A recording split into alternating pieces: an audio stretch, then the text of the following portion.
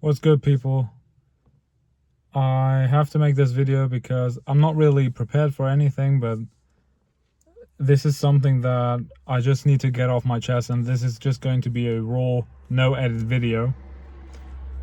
So basically, I saw a video on YouTube where a girl was crying. And the reason why she was crying was because she thought that she felt extremely lonely. She doesn't have any friends. I don't even know how the YouTube algorithm recommended me that video, but okay, why not? It got me this video idea. So she was basically crying because she felt so lonely and she doesn't have any friends. She was a Roman Catholic girl, and she said, I know what you're gonna, this is her speaking, I know what you're gonna throw at me. You only need God and you don't need anyone else, and that's right and that's correct and all that. And she was basically saying you only need God, you don't need anyone else, while at the same time crying because she was lonely and she didn't have any friends. And this is something that triggers me. I don't freak out, but I don't like it either. The thing is, you don't, how do I say it? You know something is up. You know you feel lonely. But you're trying to brush it off, saying, oh, you only need God. No, you don't. Yes, you do need God. Don't get me wrong. I'm not saying you don't need God. You do need him. However, God created us in his likeness and in his image. Who is God? Who is our God of us Christians? He is the triune God, the Father, the Son, and the Holy Spirit. God is communion. God is love. So when God created us in his image and likeness, he created us for communion. Okay? Yes, you do need God above everything else. I have zero doubt about this. Zero doubt. Yes, because without God, you don't have life. But you do need other people too. You do need family.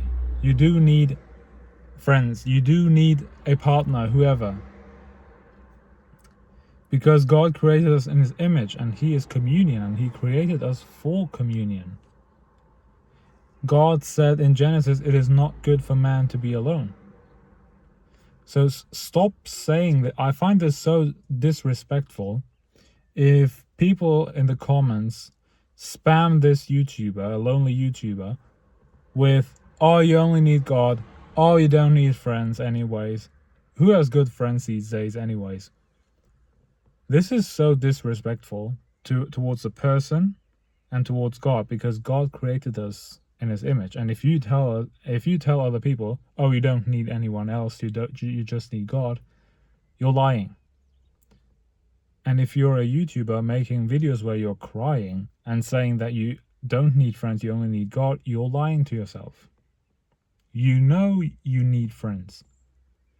So go out there and get some friends. If you're lonely, yes, you need God, absolutely, but you need other human interactions as well.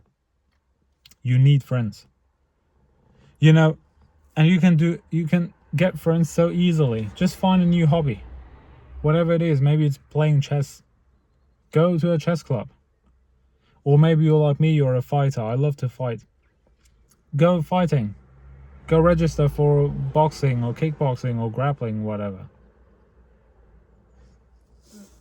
When I registered for the fight club that I'm in, where I'm learning kickboxing and grappling, I met so many new friends.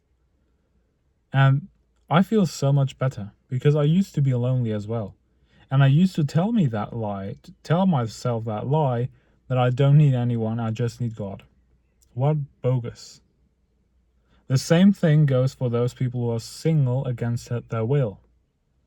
Who are single and they can't find a partner, and they try to convince themselves, oh, I don't need a partner, I just need God.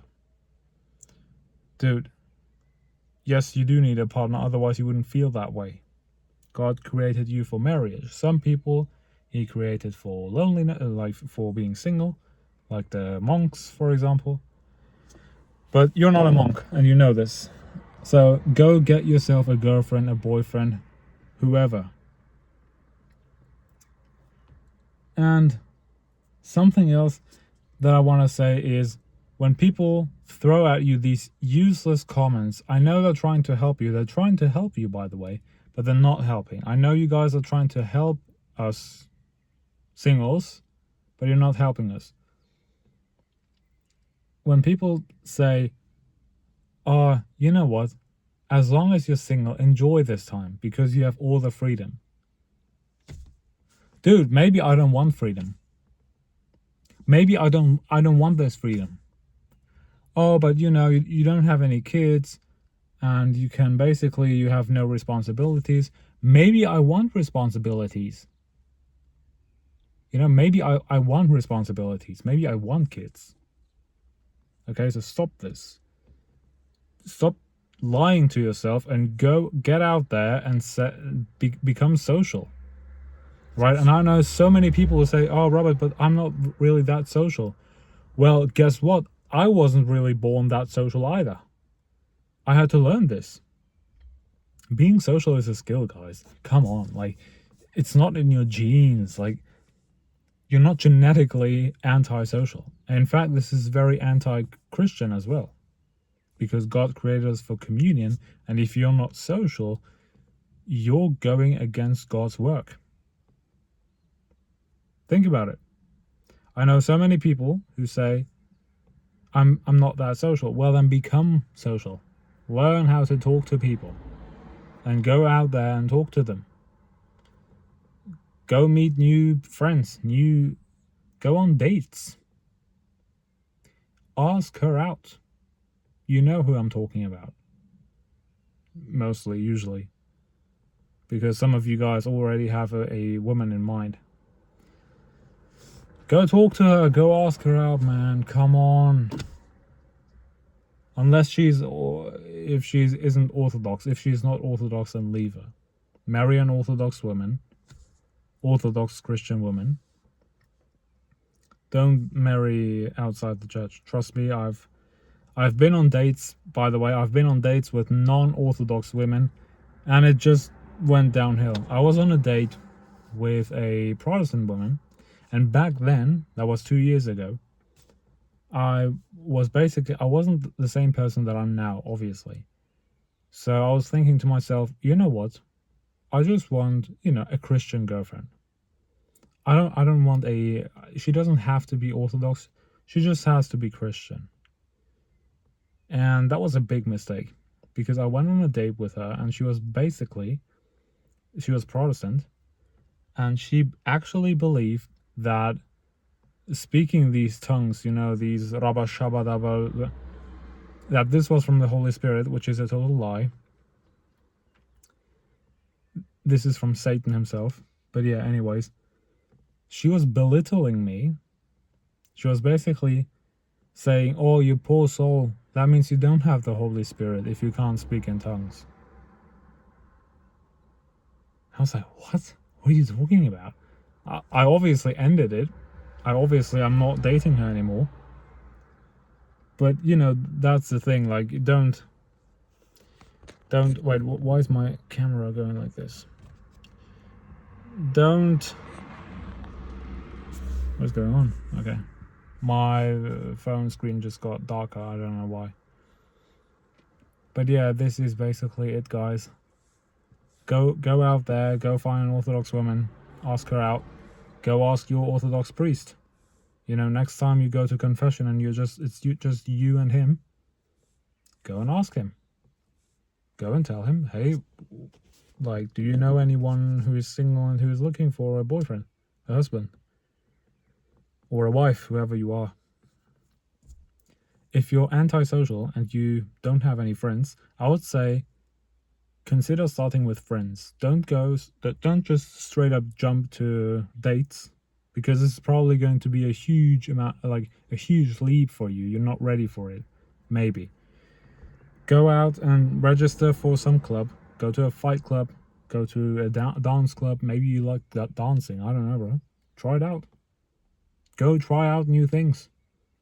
Maybe you want to try out football. Go try out football. And meet new friends, right? I've become so much more social when I started going to fight clubs. It is absolutely mind-blowing. Like I kid you not, I'm hanging out with friends almost weekly. Almost every week on Sundays, I'm at least with someone. Going out for a walk or whatever. So yeah, guys. And once you have friends, dating will become a lot easier. Because you've already built that social circle.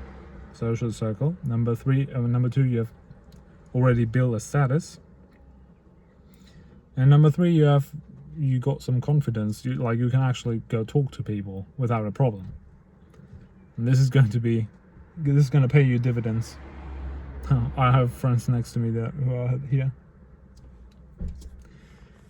Anyway, that's it, guys. If you're not social, become social. And stop lying to yourself that you don't need anyone except God. Yes, you do need God, but you need food, you need friends, and you need, a marriage. Bye.